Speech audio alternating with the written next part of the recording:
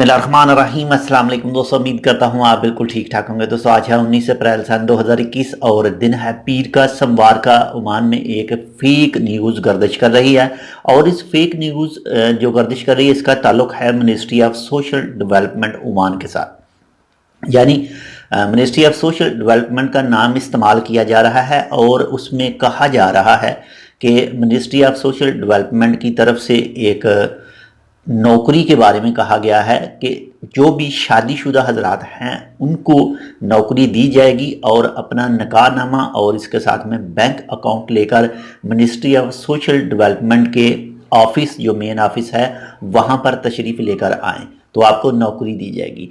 तो इसके हवाले से ministry of social development Oman की तरफ से क्लियर किया गया है कि उस न्यूज़ के साथ कोई भी ताल्लुक नहीं है मिनिस्ट्री का, तो इसलिए उस न्यूज़ को सच ना माने, वो झूठी न्यूज़ है, फेक न्यूज़ है। अगर आपने अभी तक हमारा ये channel tech with Urdu vlog subscribe नहीं किया तो आप इसको सब्सक्राइब कर सकते हैं। मजीद ऐसे ही अच्छे और मालूमाती वीडियोज़ के लिए मिलते हैं दूसरी अपडेट के साथ। तब तक के लिए अल्लाह हाफिज़।